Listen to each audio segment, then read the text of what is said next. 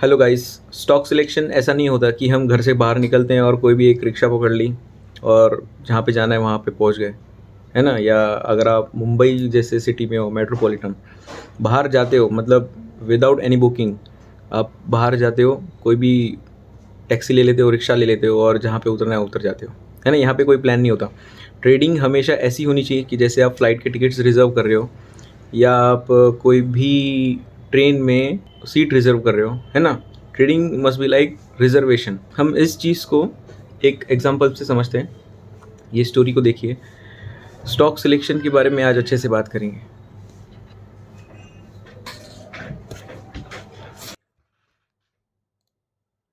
पुराने समय की बात है। हमारे देश में पांडवों का राज था। तब गुरु द्रोणाचार्य कौरव और पांडव राजकुमारों को धनुर्विद्या सिखाते थे। जब शिक्षा पूरी होने को आई तो गुरु द्रोणाचार्य अपने शिष्यों को जंगल में ले गए। उन्होंने उनकी परीक्षा लेनी चाहिए। पेड़ पर मिट्टी की एक चिड़िया टांग दी। तुम सबकी शिक्षा पूरी हो चुकी है, आज मैं तुम सबकी परीक्षा लेना चाहता हूँ। जो आज्ञा गुरुदेव। देखो, सामने वाले पेड़ पर एक चिड़िया रखी है, तुम्हें उसे तीर से गिराना है। जो आज्ञा गुरुदेव। युधिष्ठिर, पहले तुम आकर निशाना लगाओ। जैसी आज्ञा गुरुदेव। लेकिन बाण चिड़िया की केवल आंख में लगना चाहिए। ठहरो, बाण चलाने से पहले मैं तुमसे कुछ जानना चाहता हूँ। कहिए गुरुदेव। तुम्हें उस चिड़िया के अलावा क्या क्या दिखाई दे रहा है? जी गुरुदेव, चिड़िया के अलावा मुझे पेड़ भी दिखाई दे रहा है। अच्छा, अब तुम एक और हट जाओ। जो आदेश गुरुदेव। दुर्योधन, तुम आगे आकर निशाना लगाने के लिए तैयार हो जाओ। तो बताओ, तुम्हें क्या क्या दिखाई दे रहा है? गुरुदेव, मैं इस पेड़ की शाखा पर लगे पत्ते, फूल, फल और आप सब लोगों को साफ साफ देख रहा हूँ। तुम भी वापस आ जाओ। जो आज्ञा गुरुदेव। नकुल, तुम आगे आओ और निशाना लगाओ। तुम्हें क्या दिखाई देता है? गुरुदेव, मुझे पेड़ पर बैठी चिड़िया दिखाई दे रही है। रहने दो, तुम यहाँ निशाना नहीं लगा सकोगे। गुरु द्रोणाचार्य ने अर्जुन के अलावा सभी से ये प्रश्न पूछे और सबने कमोवेश ऐसे ही उत्तर दिए। अर्जुन, अब तुम्हारी बारी है। जी गुरुदेव। अर्जुन, बताओ, तुम्हें क्या क्या दिखाई दे रहा है? केवल चिड़िया की आँख की पुतली दिख रही है गुरुदेव। क्या तुम्हें चिड़िया दिखाई देती है? नहीं गुरुदेव। शाबाश बेटा, छोड़ो बाण। अर्जुन ने बाण छोड़ा और चिड़िया सीधे जमीन पर आ गिरी। पुत्र, तू धन्य है, आगे चलकर महान धनुर्धारी बनेगा, यह मेरा आशीर्वाद है। शिष्यों, जो केवल लक्ष्य पर अपना ध्यान केंद्रित करते हैं उन्हें ही सफलता मिलती है। जोक्स अपार्ट, अभी गुरुजी ने अर्जुन को आशीर्वाद दिया कि तुम बहुत बड़े धनुर्धारक बनोगे। अगर ऐसे आशीर्वाद देते तो कि तुम बहुत बड़े पक्षी मारक बनोगे। कैसे ना, व्यू देखने का जैसा नज़रिया वैसे ही सब दुनिया दिखती है। तो अभी गाइस, हमने यहाँ पे क्या देखा? फोकस, है ना। एक जगह पे फोकस। अर्जुन ने क्या किया? सिर्फ और सिर्फ उसको जहाँ पे निशाना लगाना है उसने वहीं पे फोकस किया, है ना। फोकस। सब स्टॉक मार्केट में क्या करते हैं, कोई भी ट्रेडिंग करने में, ऐसे भी पोजिशनल ट्रेडर्स देखे हैं कि पोजिशनल ट्रेडिंग करते हैं लेकिन स्टॉक्स धड़ाधड़ ढूंढ लेते हैं, है ना। और इंट्राडे में तो वैसे ही होता है कि हम 5 मिनट में, जो अपने पास कंपनी का नाम भी नहीं है अपने डायरी में, नहीं तो किस में भी, हम वैसी स्टॉक को भी हम फटाफट ट्रेड कर लेते हैं, है ना।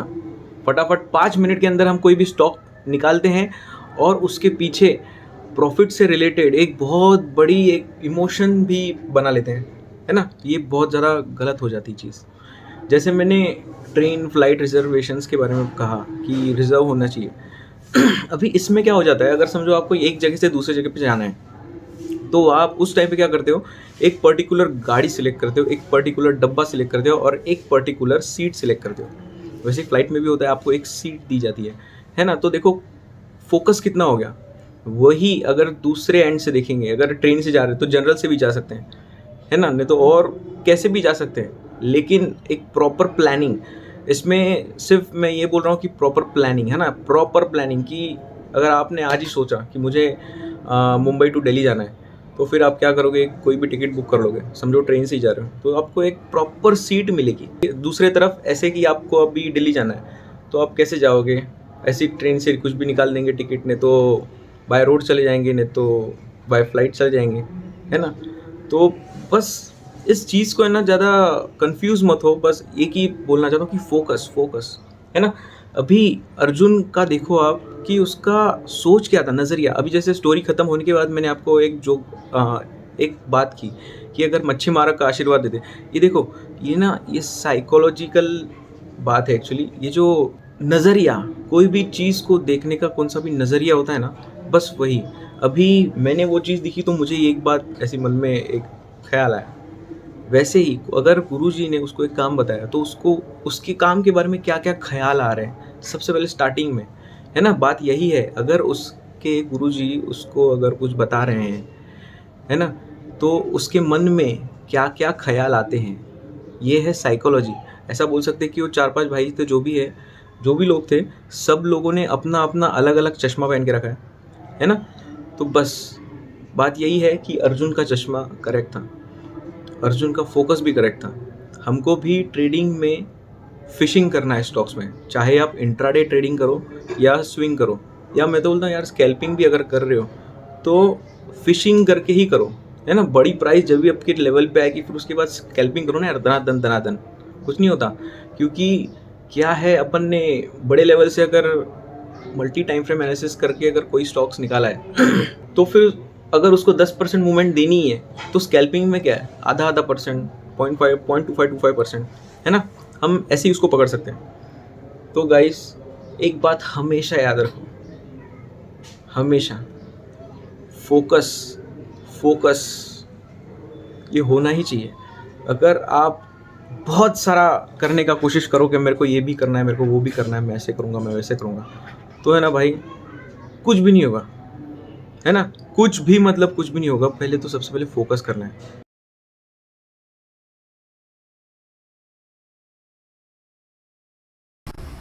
अभी यहाँ पे एक बॉल है, ये अभी एक सिंगल होने की वजह से ये जब भी टच कर रहा है ना, जब भी टच कर रहा है तभी हमको उसको समझने में, देखने में थोड़ी आसानी होती है कि ये टच करने के बाद इसकी मूवमेंट कैसी हो सकती है, ये हॉरिजॉन्टल रहेगी, इंक्लाइंड रहेगी, वर्टिकल रहेगी, कैसी होगी, है ना। हम उसको अच्छे से समझ पा रहे हैं कि ये कहाँ पे जा रहा है, ये कैसे जा सकता है।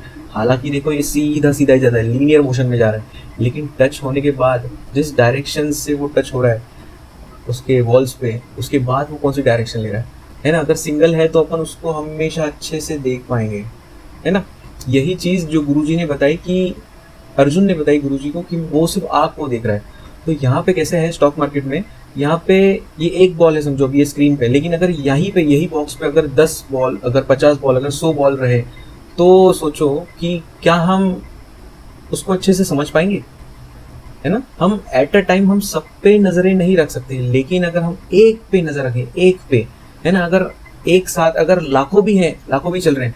अभी समझो अपने स्टॉक मार्केट में स्टॉक्स ही कितने हैं, समझो सिर्फ एफ&ओ के स्टॉक्स पकड़ते हैं, 300 स्टॉक है, तो 300 में से 300 के 300 हर रोज दौड़ रहे हैं, मतलब स्क्रीन में 300 स्टॉक है, हर रोज दौड़ रहे हैं। हमको क्या है, सिर्फ एक पे नज़र रखनी है, इतने सारों में से सिर्फ और सिर्फ एक पे ही नज़र रखनी है।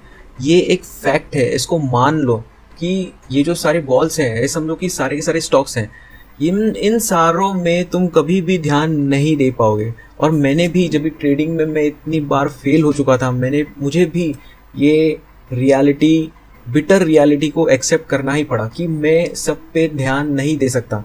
मैं सोचता था कि कभी येलो से कमा लूँगा, फिर ग्रीन से कमा लूँगा, फिर ब्लू से कमा लूँगा, फिर रेड से कमा लूँगा, लेकिन ऐसा नहीं होता, है ना। हमको है ना नज़र रखनी पड़ती है एक टारगेट के ऊपर, फिर उसके बाद ही। अभी भी देखो ये जो बॉल्स चल रहे हैं, आप अगर कोई भी एक बॉल को पकड़ोगे तो आप उसको फॉलो कर पाओगे, लेकिन अगर इसको उसको अगर 3-4 जन को, नहीं तो बहुत सारे नंबर ऑफ बॉल्स को अगर आप ट्रैक करने का कोशिश करोगे तो वो काफ़ी डिफ़िकल्ट है ना। लेकिन अगर आप एक को करते हो, सिर्फ और सिर्फ एक को, तो आप उसकी हर एक मूवमेंट को अच्छे से देख पाओगे, वो कहाँ पे जा रहा है, क्या हो रहा है, या कौन सा दूसरी परिस्थिति आती है कि उसकी डायरेक्शन चेंज कर दी है। ये टाइप से आपको स्टॉक मार्केट में भी ये समझना बहुत ज़्यादा ज़रूरी है। बहुत सारे स्टॉक्स को आप देखते देखते देखते देखते सिर्फ देखते ही रह जाओगे, है ना, कि ये मूवमेंट हो रही है, जा रही है, आ रही है, जा रही है, आ रही है, जा रही है ना।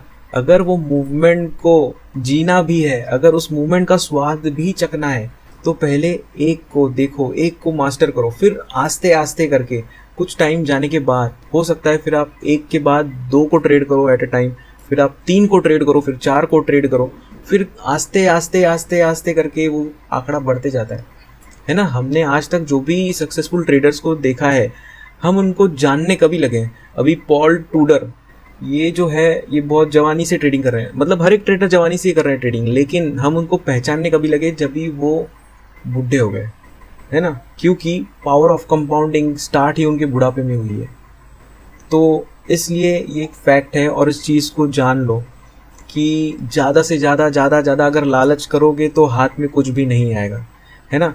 तुम एक सक्सेसफुल डे ट्रेडर भी बनोगे और तुम एक सक्सेसफुल पोजिशनल ट्रेडर भी बनोगे, लेकिन डे ट्रेडर बनने के लिए पोजिशनल ट्रेडर बनना बहुत ज़्यादा ज़रूरी होता है, क्योंकि पोजिशनल ट्रेडिंग करते करते ही डे ट्रेडर वाली सेंस डेवलप होती है एक बंदे में, है ना। यही एक प्रोसेस है। अभी गाइज ये मेरा अभी जैसे 4 दिन की छुट्टी आई है, ये मेरा अभी वॉच लिस्ट है। मैंने ये निफ्टी 500 सारे के सारे चार्ट्स को खंगाल के मैंने ये ढूंढे हैं, ये सारे ये कंपनीज, इन पैटर्न्स को भी मैं ट्रेड करूंगा और मैं इनके लिए ही रुका हूँ, है ना। अभी एक सीधी सीधी बात ऐसी है, हमको मालूम भी है कि हम 10 में से हम कितनी बार राइट होते हैं। हम 5 बार कभी राइट नहीं होते, 50% भी बहुत कम हो जाता है। कभी कभी तो हम 4 बार, 3 बार, 2 बार ही राइट होते हैं, है ना। तो जब भी हम राइट होते हैं तभी हमको ज़्यादा से ज़्यादा कमाना चाहिए, है ना। तो इसके लिए अभी मैंने ये कंपनीज निकाली है इतनी सारी। तो अभी ये समझिए 10 कंपनी है, तो 10 में से ज़रूरी नहीं कि सारी की सारी पास हो जाए, कोई ना कोई तो फेल भी होगी, है ना। तो फेल होगी तो मेरा उसमें ज़्यादा टाइम नहीं जाएगा, लेकिन जब भी अगर ये ब्रेकआउट के बाद अगर रीटेस्ट करता है और रीटेस्ट का टच करके अगर ये ऊपर जाता है तो मैं यहाँ पे उसको ट्रेड लूँगा, मतलब लूँगा, है ना। ज़रूरी नहीं कि मैं एकदम यहाँ पे ही लूँगा, लेकिन ये मेरी पूरी की पूरी मूवमेंट है। तो अभी गाइस कैसा है, तो अभी नेक्स्ट वीक तक मैं सिर्फ और सिर्फ मैं यही स्टॉक्स को ट्रेड करूँगा, है ना। सिर्फ और सिर्फ यही स्टॉक्स को मैं ट्रेड करने वाला हूँ। अभी देखिए ये NMDC, हर एक कोई ना कोई कैसे ना कैसे पैटर्न में, जब ही ये इस लेवल पे आएगा तभी मैं उसको ट्रेड करूँगा। अभी ये फिशिंग कर रहा हूँ मैं यहाँ पे इन सारे पैटर्न्स के लिए, है ना। पिछली बार जो मैंने एक शॉर्ट वीडियो डाला था उसका मैंने ट्रेड लिया, उसका प्रॉफिट भी आ गया। अब ये उसके बाद का है कुछ, तो अभी देखो ये है यहाँ पे, मैं इसको वेट कर रहा हूँ यहाँ पे, ये फिशिंग है मेरा। अगर यहाँ पे आता है और यहाँ पे आने के बाद TCT बनाएगा, उसमें ट्रैप भी होगा, जो मैंने कन्फर्मेशंस बताए हैं पहले वो सारे के सारे कन्फर्मेशंस में ये यहाँ पे देखूंगा, है ना, कि ब्रेकआउट के टाइम पे क्या हो रहा है, कैसे हो रहा है। उसके बाद अभी ये टाटा पावर, ये टाटा पावर हो गया। उसके बाद ये सुवेन फार्मा, टाइम लगा था नहीं कभी, सुवेन फार्मा। देखो यहाँ पे देखने के बाद जनरली है ना, सब कोई भी सोचेगा कि ये ऐसा, इसको ऐसा ड्रॉ करते हैं, है ना। एक लाइन ऐसी भी है जो मैंने इमेजिन करके रखी है, जो ऐसी भी हो सकती है, लेकिन उसके साथ ही मुझे ये लाइन को भी फॉलो करना पड़ेगा। और हालांकि दोनों की दोनों एकदम नज़दीक ही आ रही है, तो फिर इसका अच्छे से देख सकता हूँ मैं एंट्री के लिए। अभी देखो ये भी TCT है, अगर यहाँ पे ट्रैप हो जाता है ना तो इसको नीचे आती है, तो मैं इसको देखूंगा, बहुत अच्छे से देखूंगा। और भाई एक बात याद रखो अच्छे से, अगर सही हो गए तो, अगर समझो इंट्राडे में डेली टाइम फ्रेम में अगर ये सही हो गए, यहाँ पे टच करके अगर ये भाग गया, तो भाई मैं इसमें सिर्फ स्विंग नहीं लूंगा, है ना। स्विंग के साथ साथ इसमें मैं डे ट्रेडिंग भी लूंगा, है ना। डे ट्रेड्स भी करूंगा, डे ट्रेडिंग भी करूंगा। ये स्विंग फार्मा हो गया। अब ये पावर ग्रिड, ये पावर ग्रिड का देखो, ये वापस, है ना। जिस टाइम पे इसने ब्रेकआउट दिया था यहाँ पे भी इतने छोटा रिटेस्ट किया, फिर अब ये बड़ा रिटेस्ट। अभी मैं इधर वेट कर रहा हूँ, है ना, मैं वेट कर रहा हूँ और मैं एक्चुअल में यहाँ पे ट्रेड लूंगा। ये हो सकता है टच करे या ना करे, लेकिन मेरा जो टारगेट है वो यहाँ पे टच करके बाद में जाएगा वो, ठीक है। अभी देखिए हम ये जो अगर ब्रेकआउट है, अगर समझिए कि मैं इसको ट्रेड करता, तो फिर एक ट्रेड में, एक ब्रेकआउट में ना, ये मैं बहुत इंपॉर्टेंट बात बता रहा हूँ, इसको अच्छे से याद रखना, ध्यान रखना, ध्यान देके सुनना। हमेशा जहाँ पे भी ये रीटेस्ट करके भागता है ना, रीटेस्ट करके भागने के बाद आपने ये देखा होगा इलियट वेव थ्योरी, है ना, मैं उसको ज़्यादा बिलीव नहीं करता, लेकिन जो इम्पल्स मूव रहती है उसके हमेशा 3 ये होते हैं, 1 2 3, है ना, 3 इम्पल्स मूव रहती है उसके अंदर ही। एक बड़ी इम्पल्स मूव में उसके अंदर 3 इम्पल्स मूव रहती है। तो मैं 3 को ना मान के मैं हमेशा 2 को मानता हूँ कि अगर कोई भी मूव अगर स्टार्ट हो रही है तो वो एक बार जाएगी, एक बार रिट्रेस करेगी, फिर उसके बाद और एक बार मूव देगी, है ना, ऐसे just like a flag pattern जैसे, एकदम सीधी सीधी बात। तो भी देखो जिस टाइम पे इसने मूवमेंट दे दी उसके बाद देखो ये कचरा आ गया इधर, इसने यहाँ पे रिट्रेस किया है, ये है ना, रिट्रेस जरूरी नहीं कि नीचे साइड ही हो, ये साइडवेज में होता है हमेशा। रिट्रेस याद रखना, रिट्रेस हमेशा साइडवेज के हिसाब से ही देखना। तो उसके बाद ये यहाँ पे वापस भाग गया। तो क्या है ना, ये पीरियड आने से पहले देखो कोई भी जो मूव होती है ना उसको अच्छे से डिफाइन करनी चाहिए। अब ये है स्टार्ट ऑफ द मूव, फिर उसके बाद ये है पहली, अभी एक मूव में समझो मैंने 2 पार्ट बताए कि 2 में क्लासीफाई होती है, पहली मूव और पहली छोटी मूव, फिर बाद में दूसरी छोटी मूव, से दोनों से बनती है बड़ी मूव। तो अभी देखो ये मूव ये फर्स्ट स्मॉल मूव, फिर उसके बाद ये स्मॉल मूव, उसके बाद ये सेकंड स्मॉल मूव, ये and of first small move, है ना, और ये क्या है, ये start of second small move. तो इन दोनों के बीच में जो पीरियड है उसकी भी कुछ थेरीज हैं, है ना, उसको अगर ट्रेड करना है तो कैसे करने का, ना करने का तो कैसे करने का। तो भी देखो start of first small move से end of first small move में कितनी कैंडल बनी, 2-3। इसमें पिरामिडिंग भी कर सकते हैं, अलग अलग तरीके हैं, है ना। जैसे लिवरमोर ने कहा था, whenever you are right earn more, and whenever you are wrong lose less। क्योंकि है ना झक मार के हम 5 6 7 बार रॉन्ग होते ही है, मतलब होते ही हैं। तो जब भी आप राइट हो रहे हो ना तभी ज्यादा से ज्यादा अर्न करो। तो इसका मतलब ये नहीं कहा था उन्होंने कि एक ही ट्रेड लो और ये हो जाओ। अगर तुम कौन सी मूव अगर डिफाइन आइडेंटिफाई कर रहे हो और उसको प्रिडिक्ट कर रहे हो और वो वैसी अगर भाग रही है तो उसमें ज्यादा से ज्यादा कैसे हम अर्न कर सकते हैं ना, वो देखो, है ना। यहाँ पे समझो इंट्राडे ट्रेड्स भी ले सकते हो मेंटल स्ट्रेटेजी से, है ना।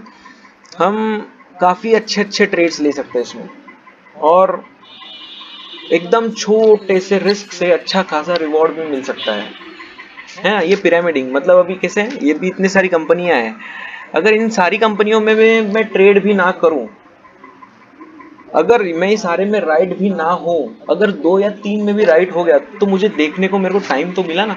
आपको भी वो याद आएगा पीछे का देखना, जो एग्जांपल जो सारे बॉल्स थे, ज्यादा से ज्यादा बॉल्स जा रहे हैं, जब हम ज्यादा से ज्यादा फोकस कर सकते क्या, नहीं ना। इसके लिए मैं कम से कम में फोकस करता हूँ, और मैं बस अभी नेक्स्ट वीक में मैं इसको देखने वाला हूँ। अगर समझो इसमें अगर कोई मूवमेंट आती है तो समझ लेना कि मैं उसमें हूँ, और उसमें अगर नहीं आती मूवमेंट तो हो सकता है कि मेरे 2 या 3 4 स्टॉप लॉस हिट हो गए लॉस, क्योंकि मैं तो देख ही रहा हूँ, ऐसी बात है।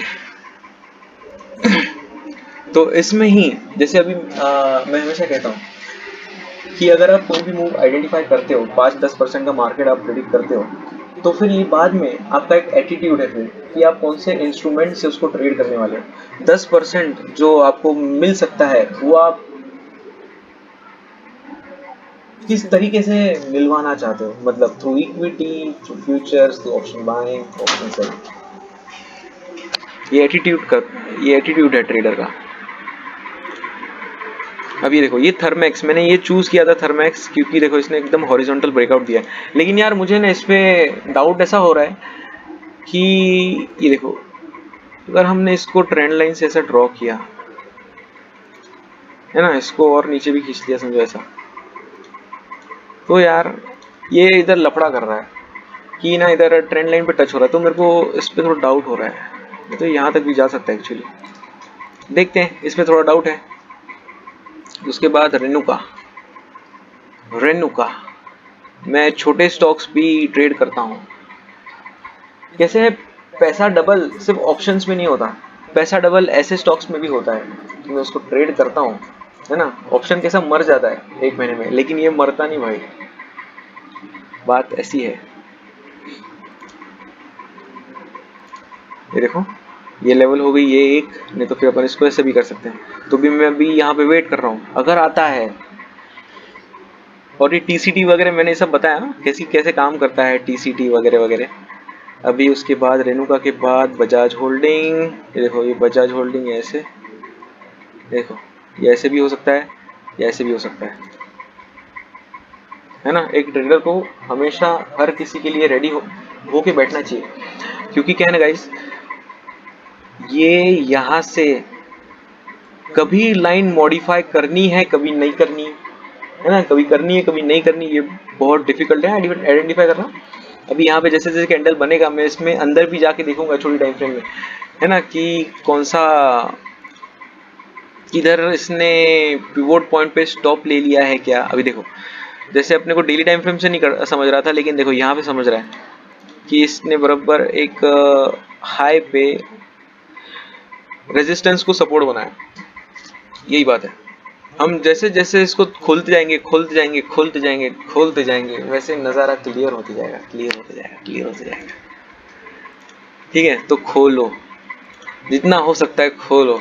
अभी देखो ये भी थोड़ा सा मेरे लिए ये है, मतलब कंफ्यूजन पैटर्न है, क्योंकि ये देखो ये बराबर इधर रेजिस्टेंस है, लेकिन दूसरा मैं यहाँ पे ये देख रहा हूँ, ये पॉइंट देखो कितने पॉइंट्स है, 3C पैटर्न है एक्चुअली, और उसके बाद ये भी है ना। तो भी इसमें क्या होता है, अगर कंफ्यूजन भी है तो सीधी सीधी बात है, कंफ्यूजन है तो नो ट्रेडिंग, है ना। लेकिन अभी इसमें मैं छोटा सा रिस्क लेके अगर अच्छा खासा रिवॉर्ड हो सकता है तो मैं देख सकता हूँ। नहीं तो मुझे तो ऐसा लगता है कि यार यहाँ से जाएगा वापस ऊपर, लेकिन यहाँ पे फिर ये बनाएगा अपना पैटर्न। उसके बाद है इंटेलेक्ट, ये भी यार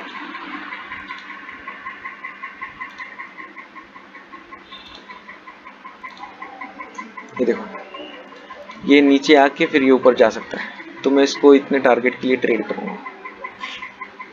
ठीक है, फिर ये बेल, अभी बेल में जो है इसको काफ़ी बड़ा रीटेस्ट करना है। एक तो देखो ये ऐसे हो सकता है, नहीं तो फिर ये ऐसे हो सकता है। ठीक है, ज़्यादा करके ये ऐसे ही है क्योंकि बराबर इस तरफ भी पॉइंट है, फिर ये आ सकता है यहाँ पे, फिर अगर आता है तो फिर मैं इसको ट्रेड करूँगा। इनमें से भी जो मैंने ना ये जो भी पैटर्न से ये जो भी स्टॉक्स है मैं इसको और फिल्टर करूँगा। अभी जो मैं बोल रहा हूँ ना कि ये ज़्यादा इंपॉर्टेंट है जो नहीं है, वो भी मेरे लिए मैंने उसको अलग अलग प्रेफरेंसेस देके रखे हैं। कौन मेरे लिए रेस में सबसे आगे है, कौन बीच में है, कौन कैसे है, मैं वो सब देखता हूँ। अभी देखो ये इक्विटास है, अभी कोई भी बोलेगा क्या है, लेकिन देखो भाई ये 4 पॉइंट्स को अपन ने किया, फिर उसके बाद ये देखो ये ब्रेकआउट के बाद ही बराबर साइडवेज पैटर्न जमा हुआ है यहाँ पे। हम इसको ऐसे पकड़ सकते हैं या इसको हम ऐसे भी ले सकते हैं। अगर ये यहाँ से ब्रेकआउट देता है तो फिर भाई मैं इधर बैठा हूँ और मैं इधर अच्छी खासी क्वांटिटी उठाऊंगा, नहीं तो भी 5 लाख की तो उठाऊंगा ही उठाऊंगा। तो फिर 50, अगर 56 का स्टॉक है तो अच्छा खासा दे सकता है। और देखो अभी मैं 15 मिनट खोल के बैठा हूँ, लेकिन अगर मैं एंट्री करूँगा तो मैं इसको 5 मिनट से करूँगा। चार्ट अच्छा नहीं है, मैं इसको 15 मिनट में करूँगा, है ना। तो चार्ट में देखो जो भी मेरा स्टॉप लॉस रहेगा, वो कोई भी समझो इनसाइडर अगर पकड़ता हूँ तो देखो इतना इतना मेरा स्टॉप लॉस रहेगा, कितना है 0.33%। अगर 0.33% मेरी रिस्क है और मेरा अगर रिवॉर्ड मुझे मिल रहा है 10%, तो रिस्क रिवॉर्ड 1:20 से ऊपर हो गया, है ना। और ये होता है भाई, मैंने पकड़े हैं, मैं वही पकड़ता रहता हूँ, हमेशा वही पकड़ता हूँ। ठीक है, उसके बाद है ये BML, इक्विटास हो गया, BML।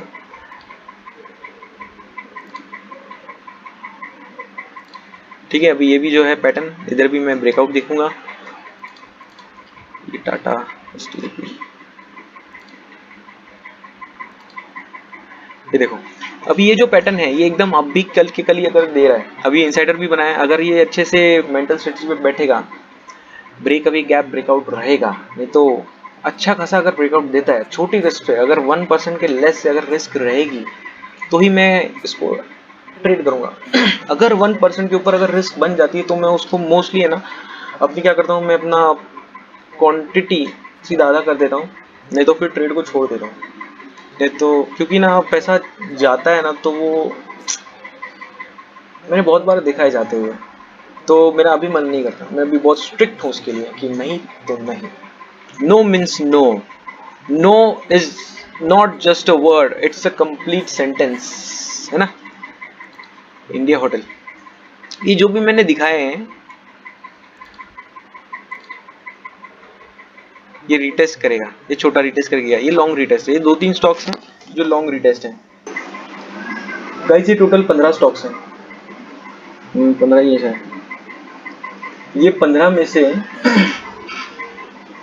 2-3 स्टॉक, दो स्टॉक पकड़ो, समझो 2 स्टॉक, मतलब 15 स्टॉक, मतलब 15 लेवल्स हो गए। अभी देखो इस गणित को समझो अच्छे से। मेरा एक दोस्त है सुदीप, वो मुझे हमेशा बोलता है पवन की साइड वेज से मत देख, है ना, साइड व्यूज से मत देख, उसको हमेशा टॉप व्यू से देख। ये बहुत अच्छी बात करता है हमेशा। बहुत बार उसने मेरे को समझाया ऐसा कर, लेकिन वो समझा नहीं बंदा। लेकिन अभी के टाइम पे मैं समझता हूँ कि टॉप व्यू से देखना बात अलग हो जाती है और साइड व्यू से जो देखते हैं ना वो अलग है ना। अभी जो वैसी अपन ने बॉल्स का एग्जांपल देखा, जो सीढ़ियों से बॉल उतर रहे हैं, अगर हम उसको साइड से देखेंगे तो हम कितना उसको ट्रैक कर पाएंगे, कितना आगे तक जा पाएंगे। वही अगर हम ऊपर से देखेंगे तो अपने अपने एडवांटेजेस भी हैं, अपने अपने डिसएडवांटेजेस भी हैं। वही अगर ये सारों को, ये स्टॉक्स के साथ अगर तुम अपने ग्रुप ऑफ ट्रेड्स से अगर कंपेयर करोगे, ये मेरी स्टॉक वॉच लिस्ट है ना, मेरे जो भी मैंने स्टॉक्स दिखाई हैं, और ये मेरा ग्रुप ऑफ ट्रेड्स। मैं सिर्फ इसको देख के ट्रेड नहीं लूंगा, है ना। अभी जो मैंने जैसे बोला कि ये ट्रेडर का एटीट्यूड पे डिपेंड करता है कि वो कौन सा इंस्ट्रूमेंट ट्रेड करता है। तो भी मेरे लिए कौन सा इंस्ट्रूमेंट ट्रेड करना है, ये मेरे लिए ग्रुप ऑफ ट्रेड्स पे भी डिपेंड करता है कि हर एक ग्रुप ऑफ ट्रेड में मैंने एक ट्रेड को कितना खर्चा दिया है। मतलब एक बुलेट जो है मेरी रिस्क में कितने ज्यादा ले सकता हूँ, और जो मुझे शिकार करना है ना। समझो मेरा बहुत बड़ा गेंडा है, अगर मेरे को शिकार करना है, गेंडे को गोली मारनी है, तो एक गोली मेरी कितनी की है, समझो 5,000 की। तो लेकिन गेंडा कितने का है, 1 लाख का तो है ना। वही बात है। मगर समझो अगर मिस हो जाती है गोली, अगर गोली लग के मरता नहीं गेंडा, भाग जाता है आगे, तो फिर जाके जाएगा कितना, 5,000 जाएगा। ये फिक्स है, मैंने मान लिया 5,000। लेकिन मेरे को ये बात भी मालूम है कि एक गोली से गेंडा मरता है। बस क्या चाहिए, फोकस, अच्छा खासा फोकस। सिर्फ क्या देखना है ना, अर्जुन के जैसे पंछी की आंख, वैसे ही सिर्फ गेंडे को कौन से जगह पे गोली मारनी है कि जहां पे वो सीधा का सीधा नेस्त नाबूद मर जाए, है ना। नहीं तो रुक जाए, अपन तो पकड़ ले उसको। बस वो जो गोली मारनी है ना, गोली कब मारनी है उसके लिए भी रुकना है और सही निशाना लगाना है। वैसे चार्ट्स में भी रुकना है प्राइस के सही लेवल पे आने तक, और उसके बाद सही टाइम पे ही एंट्री लेनी है ना। एंट्री हमेशा छोटी होनी चाहिए, इंट्रा पोजिशनल ट्रेड्स होनी चाहिए छोटी। और इंट्रा पोजिशनल में भी आप बाद में पिरामिडिंग कर सकते हो। मतलब कैसे, आप इंट्राडे ट्रेड्स ले सकते हो, इंट्रा पोजिशनल के लिए ही भी देख सकते हो। ये सब बहुत इंपॉर्टेंट चीज़ है मेरे गाइस।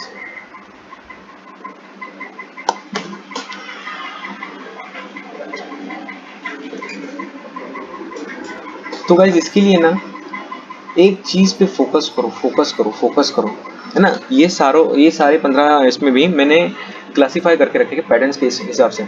इसमें से 4 निकलते हैं हॉरिजॉन्टल पैटर्न, है ना। कोई 2 निकलते हैं ट्रेंड ब्रेकआउट के, बाकी के हैं इंक्लाइन ब्रेकआउट, है ना। ये सारे के सारे आपको मालूम होने चाहिए।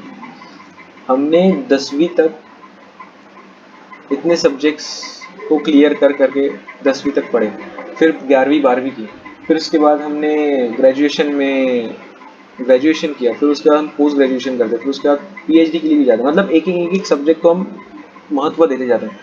वैसे ही एक चुनो और उसको ध्यान दो। अभी मैं इसको ध्यान दूंगा ना, क्या होगा, आप भी इसको ध्यान देना। भले ट्रेड मत करना, कुछ मत करना, इस पर सिर्फ ध्यान देना और देखना कि ये कैसे काम कर रहे हैं। लेकिन अगर फेल हो रहे हैं तो कैसे फेल हो रहे हैं। क्योंकि मैंने है ना एक चीज मान ली है कि मुझे ब्रेकआउट से ट्रेड करना है। ब्रेकआउट बोले तो लेवल्स भी बोल सकते हैं कि जो ट्रेंड में है, ट्रेंड लाइन में है, जो अप ट्रेंड या डाउन ट्रेंड लाइन में मैं उसको भी ट्रेड कर रहा हूँ। तो अगर लेकिन पैटर्न एक सिमिलर है जिसको ट्रेड करना है। अभी एंट्री तो मेरी मेंटल स्ट्रेटजी ही है, लेकिन उसके पहले भी जो मेंटल स्ट्रेटजी से एंट्री करने से पहले एक पैटर्न आता है, वो कैसा है क्या नहीं है, वो सब देख देख के अभी मुझे मालूम पड़ गया कि मुझे यही ट्रेड करना है। तो मुझे मालूम है कि अगर ये फेल होता है तो कैसे फेल होता है ना। तो मुझे मालूम है कि साला अगर स्टॉप लॉस हिट होता है तो उसको हिट करवाने का मतलब करवाने का ही, उसको छोड़ने का नहीं। स्टॉप लॉस को कभी भी दया नहीं दिखाने की, है ना, दया नहीं दिखाने की। इसलिए मैं हमेशा स्टॉप लॉस को हिट करवा देता हूँ और वो काफ़ी अच्छा डिसीजन होता है मेरे ट्रेडिंग का, मेरे लाइफ का एक्चुअली।